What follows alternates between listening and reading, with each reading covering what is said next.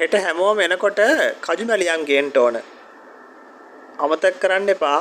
අමතක කරොත් ඉතින් වේවැල් පාර දීලා ආන් අර ඔවි දන ගස්සනවා. එහෙයි ලොකු ඉස්කෝලේ මහත්තයා. එහෙනම් අදට ඉස්කෝලේ ඉවරයි. පාසල් සිසුන් 35 දෙනෙකුට විතරක් සීමා වෙච්ච කටරොද ප්‍රාථමිකයේ ඉගෙනගත්ත තවත් එක් ශිෂ්‍යයෙක් තමයි බණ්ඩාර කියලා කියන්නේ. ලොකු ඉස්කෝලේ මහත්තයා වැඩක් නියම කරොතින් ඒක ඒ විදිහටම කරන්න බණ්ඩාර පුරුදු වෙලා හිටියා. ඒ ඉගෙන ගන්න තියෙන ආසාව නිසාමත් නෙමෙයි. ලොකු ඉස්කෝලේ මහත්තයාගෙන් වේවැල් පහර හම්බ වෙනවට තිබ්බ බය නිසා. ඉස්කෝලේ ඉඳන් ගෙදරට තියෙන 60ම කාලක විතර දුර බණ්ඩාර හැමදාමත් ඉස්කෝලේ ඇරුණාම එන්නේ හැමදාම පුරුදු යාළුවෝ ටිකත් එක්ක ගඩාගෙඩි කමින් ඇලවල් වලට පැන විනෝදයෙන් ගත කරමින්. වෙල්මාළු හොද්දත් එක්ක රතු කකුළු බත් ටිකක් කාලා සාගින්දර නිවාගත්ත බණ්ඩාර ආයෙමත් ගෙදරින් එළියට බැස්සා. කොයිද කොල්ලෝ යන්නේ? ආයෙ අර කොල්ල කුරුට්ටු ටිකත් එක්ක සෙල්ලම් කරන්නද යන්නේ ඔබ? ඉස්කෝලේ වැඩක් කරන්න නැතුව. නෑ අම්මා. මං වත්ත පහලට යන්නේ.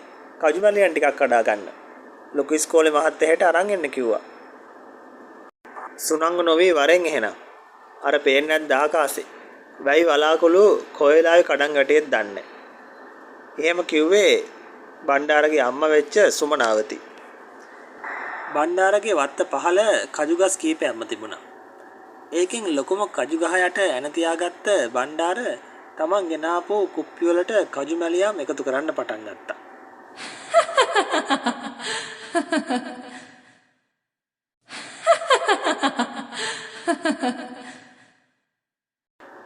බණ්ඩාරට එකපාරට වැහුනේ කවුරුන් හෝ වියරුවෙන් සිනාසෙන හඬක්. කජු ගහ මුල සිට හිස ඔසවා විපරම් කරු බණ්ඩාරට එම හඬ ඇහෙන්නේ තම වත්ත කෙලවර පිහිටි ලිඳෙන් කියලා අනුමාන කරන්න පුළුවන් වුණා.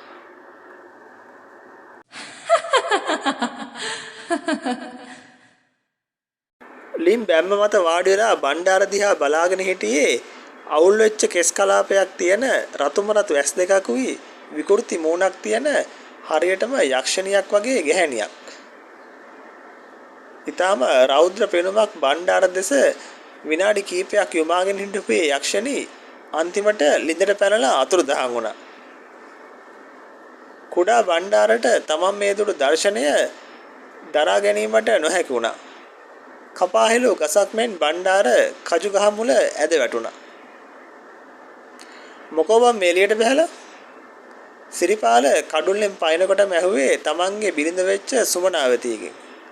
නෑ මේ කොල්ල වත්ත පහලට ගියා කජු මැලියන් ටිකක් කඩන් එන්න කියලා දැන් හෝරාවක් විතර වෙනවා. තාම නෑනේ. කජු මැලියන් ගලවන්න මෙච්චර වෙලා යනවයි. ඕක වැටෙන් පැනලා යන්නේ නැති අර කොල්ල කුරුට්ට එක සෙල්ලම් කරන්න.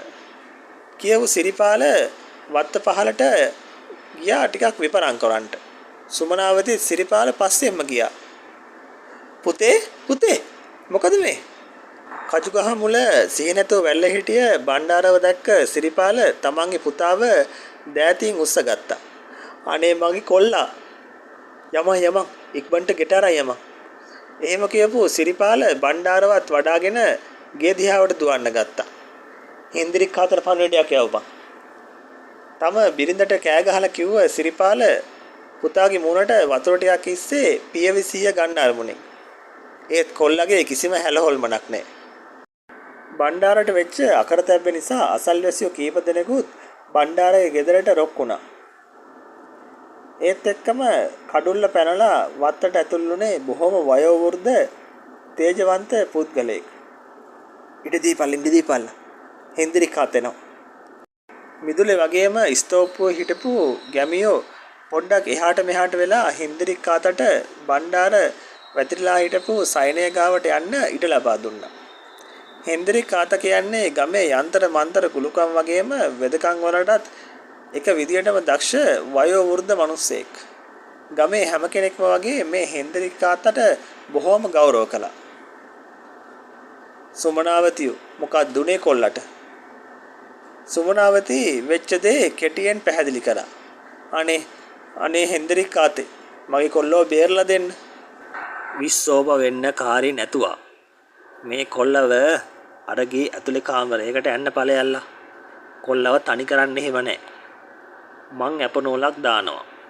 වරු 3ක් යනකම් කොල්ලට කිසිම කරදරයක් වෙන්නේ හැබැයි මතක කරලා කොල්ලව තනි කරන්න එපා. කවුරු හරි කොල්ල ළඟ ඉන්නම ඕන. මොකද මේ දිෂ්ටිය බලගත් දිෂ්ටියක්. දවල් කාලෙත් මනුස්ස පරාණයක් බිය ගන්නලා දපනිදා ගන්නවා කියන්නේ එසේ මෙසේ දිෂ්ටියක් වෙන්න බෑ. සිරිපාල පොඩ්ඩක් මෙහෙට එමුකෝ. හෙන්දිරික්කාතේ කොල්ලව සනීප කරගන්න නම් පොඩි තොවිලයක් කරන්න වෙනවා. මේක මට තනියෙන් කරන්න බැරුවා.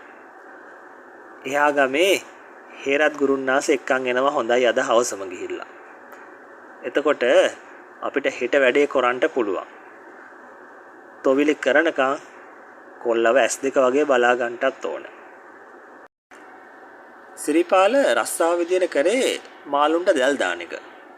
උදේ පාන්දරම ගිහිල්ලා දැලවලලා දවල් වෙලා ගිහිල්ලා අස්වැන්න අරන් එන එක තමයි සිරිපාල කරන්නේ. මාළු වල්ලන රස්සාව කරත් සිරිපාලට යහමින් මුදල් හදල් තිබුණා. ඒ ගමේ තිබ්බ ඉඩකඩම් වතු පිටි වලින්. මොකද සිරිපාල තමයි පවුලේ එකම ළමයා. සිරිපාලගේ තාත්තගෙන් ලැබුණු ඉඩකඩම් වගේම සිරිපාලගේ බාප්පගේ ඉඩකඩනොත් දැන් භුක්ති විඳින්නේ සිරිපාල. ඒක ටිකක් දිග කතාවක්. සිරිපාලගේ බාප්පට හිටියේ එක දුවෙක් විතරයි. ඥාතිකමට සිරිපාල කතා කරේ සමන්මලී නංගි කියලා. සිරිපාලගේ බාප්පත් සිරිපාල වගේම මාළු රස්සාව තමයි කරේ. ඒත් එක අවාසනාවන්ත දවසක උදේ දැලේලන්න යනකොට වල්ලලියෙක් පහර දීලා සිරිපාලගේ බාප්පා මීට අවුරුද්දකට විතර කලින් මිය පරලෝ ගියා. ඊට පස්සේ ඒ පවුලි සම්පූර්ණ බර කරට ගත්තේ සමන්මලී නංගි. තමන්ගේ කුඹුරු ඉඩම් අඳේට දීලා ඒකෙන් ආදායමක් ලැබෙනකොට පුළුවන් විදියට එළවලු ටිකකුත් වගා කරන්න සමන්මලී නංගිට පුළුවන් වුණා. උත්සාහවන්ත ගෑල් ළමයෙක් වෙච්ච සමන්මලී නංගිගේ තව එක වෘත්තියක් උනේ නෙළුම් මල් ඕල් මල් කඩන්න ඔරුවෙන් යන එක. ඒකනොත් කීයක් හරි හොයාගන්න සමන්මලී නංගිට පුළුවන් වුණා. ඒත් මීට මාස දෙකකට විතර කලින් එක් අවාසනාවන්ත මෝසල හවස් යාමක ඔරුව පෙරලලා ගිහිල්ලා සමන්මලී නංගි වැවේ ගිලලා මැරුණා. ඒ දුක දරා ගන්න බැරුව සමන්මලීගේ අම්මත් පපුවේ අමාරුවකින් මැරුණා. මේ නිසා සමන්මලීගේ ඉඩකඩම් දැන් භුක්ති විඳින්නේ සිරිපාල. ඒ වගේන් ලැබෙන ආදායමෙන් සිරිපාල යම්තාක් දුරකට හොඳ ජීවිතයක් ගත කරා. දැන් හේරත් ගුරුන්නාස එක්කන් එන්න යනවයි. කල්පනාවකට බරවසිරි සිරිපාලගේ සිතුවිලි දාමේ බිදී ගියේ සුමනාවතීගේ කටහඬ ඇහිලා. ඔව් මම මහතුන් එක්ක ගිහිල්ලා ගුරුන්නාස එක්කාසු කරගෙන එන්නම්. හෙට හැන්දෑයාමෙම ওই තොවිලේ කරගන්න ඕනනේ. උඹ කොළුව හොඳට බලාගනි. ඔය කොල්ල දෙතුන් දෙනාට කියහන් මාරුවේ මාරුවට කොල්ලගේ තනියට ඉන්න කියලා. මතකනේ හෙන්දරික් කාතා කියපු දේවල්. තම බිරිඳට එසේ උපදෙස් දුන්න සිරිපාල තම මිත්‍රයෙක් වෙච්ච මහතුන් එක්ක අල්ලපු ගමට ගියේ හේරත් ගුරුන්නාසව එක්කාසු කරගෙන එන්න. වැඩි ප්‍රමාදයක් නැතුවම හේරත් ගුරුන්නාසේ සිරිපාලගේ ගෙදර ස්තෝප්පුවේ වාඩි වෙලා හිටියා. බණ්ඩාර පරීක්ෂා කරපු හේරත් ගුරුන්නාසගේ ඇස් ගෙඩි දෙක ලොකු වුණා. හෙන්දරික් කාතා කිව්වා වගේ බලගතු මියගිය ආත්මයක්. මොකක් හෝ අරමුණක් ඉෂ්ට කරගන්න තමයි මේ කොල්ලගේ ඇඟට ඇවිල්ලා තියෙන්නේ. ඒක අපිට හෙට හවස් යාමේ දැනගන්න පුළුවන්. හැබැයි ඉතින් ඕක කොයි පැත්තට පෙරලෙයිද දන්නේ නැහැ. බලමුකෝ අපිට මොකද කරන්න පුළුවන් කියලා.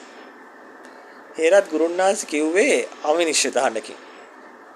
ඒ කියන්නේ ගුරුන්නාසේ මගේ කොල්ලව සනීප කරගන්න බැරි වේද? එහෙම කලබල වෙන්න ඕන නැහැ. අපි බලමුකෝ.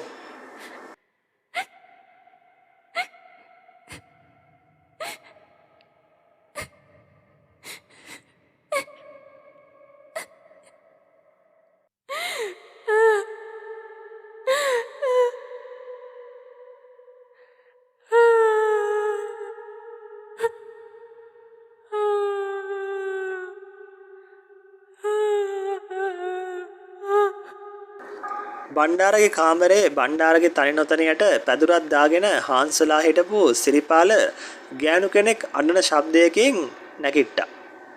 මේ මහරජාමි මොකද අඬන්නේ? Tamanටම කියාගත්ත සිරිපාල ජනේල ගාවට ගියා. ඒ තමන්ගේ බිරිඳ සුමනාවතී නෙමෙයි කියලා සිරිපාලට හොඳටම විශ්වාසයි. ජනෙල් පියන වහලා තිබ්බේ නැති කම්බිකුරු ජනේලෙන් සිරිපාල අඳුර දිහා බැලුවා. කාමරේ ජනේලට යාබදව තිබුණා ලොකු මී යම ගහක්. ඒ මී යම ගහයට මොකක් හරි අద్భుත ඡායාවක් තියෙනවා කියලා සිරිපාලට අන්ධකාරයේ වුණත් දකින්න ලැබුණා. උඹේ ඒකාව අරගෙන මිසක් මම යන්නේ නැහැ බොල. අන්ධකාරයේ දෙසින් මහා ගර්ජනයක් ඇසුණා. සිරිපාලගේ තොලකට වේලිලා හීන් දාඩිය දාන්න පටන් ගත්තේ මේ තමාගේ පුතා ගැන තමයි කියන්නේ කියලා තේරුම් ගියාට පස්සේ. සිරිපාලට වචනයක්වත් කතා කරගන්න තරම් ශක්තියක් නැහැ. ආයි මොහොතකින් සියල්ල සංසුන් වුණා.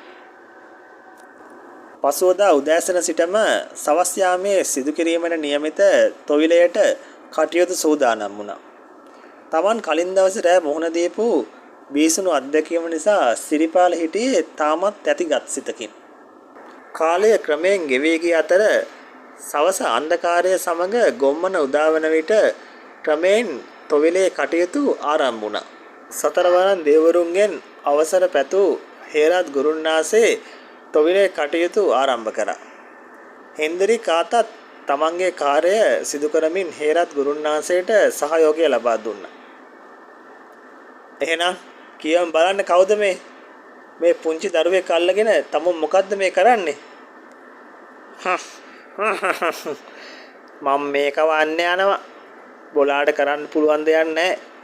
මං වෙසමුණි වරමෙන් ආපු එකේ බලට බෑ මාව නවත්තන්න. කවුද බොලුඹ? කවුද උඹ? මොනවද උඹට ඕන? ඇහැට ඇහැක් පනට පනක්. හෙට ඉර පායන්න කලින් මේ කොල්ලගේ පරාණේ මං අරගන්නවා. මුන්ගේ මහේ කාලා අපිට කරපු අලුගුත් තේරු වැඩවලට ඊයේ දඩුවම මුන්ට ලෙන එක දෙනවමයි. ගුරුන්නාසේ සහ තම පුතාට ආවේශ වී ඇති මළගිය ආත්මය සමග ඇති වූ මේ සංවාදය සිරිපාල අසාගෙන සිටියා. සිදු වී ඇත්තේ කුමක්ද යන්න සිරිපාලට තහවුරු වුණා. තම දරුවාගේ ජීවිතය දැන් තමා කරපු පෞකාර වැඩවලට වන්දි ගෙවීමට සිදු වී ඇති බව සිරිපාලට වැටහුණා. දරුවාගේ ජීවිතය බේරා ගැනීමට නම් සිදු කළ යුතු එකම දේ කුමක්ද යන්න පිළිබඳව සිරිපාල අවසාන තීරණයකට ආවා. තොවිල් පොරේ සිටි හැමෝටම හොරෙන් සිරිපාල ඒ ස්ථානයෙන් නික්මුණා.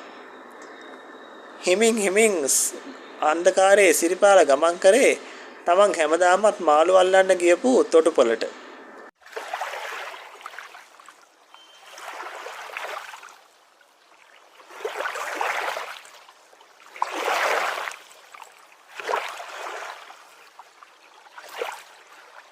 බඳලා තිබුණු තමන්ගේ ඔරුව ලියාගත්ත සිරිපාල හිමීට වැව මැදට හබල් ගන්න ගත්තා.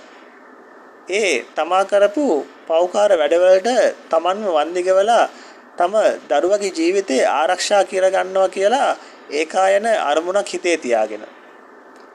වැවේ ගැඹුරුම ස්ථාන ගැන සිරිපාල හොඳට දැනගෙන හිටියා. ඒ වගේ වැවේ ගැඹුරුම තැනක ඔරුව නතර කරපු සිරිපාල අවසානයේදී තමන්ගේ ජීවිතය වැවුදියට බාර කළා. පසුවදා උදෑසන ගමේ බොහෝ දෙනෙක් වැවේ සොරව් වසලට එක් රැස් වුණා. ඒ ගොඩගසා ඇති සිරිපාලගේ මියගේ සිරුර දැක බලා ගැනීමේ අරමුණින් කලින්දා රාත්‍රියේ වැවේ ගිලීමෙන් සිරිපාල මිය ගොස් තිබුණා. හැමෝගෙම කතා වුණේ තම පුතාට වෙලා තිබ්බ විපත දරා ගන්න බැරුව සිරිපාල සියදිවි නසා ගන්න ඇති කියලා. ඒ සමන්මලී නංගිව වැවට තල්ලු කරලා මරලා දාපු එක වගේම සමන්මලීගේ අම්මගේ බෙල්ල මිරිකලා අම්මා මරලා දාපු එකට ස්වභාව ධර්මය සිරිපාලට අවසානයේට දඩුවම් කරා කියලා දැනගෙන හිටියේ සිරිපාල සහ මියගිය සමන්මලීගේ ආත්මය විතරයි. සිරිපාලට Taman කරපු අපරාධවලට නිසි දඩුවම් ලැබී තිබුණා. සිරිපාලගේ පුතා වෙච්ච බණ්ඩාර සම්පූර්ණයෙන්ම සුවය ලැබුවා.